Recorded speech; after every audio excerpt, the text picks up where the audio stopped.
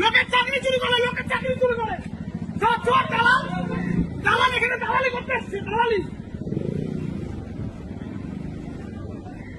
কি করলে বলো তো গাড়িটাকে?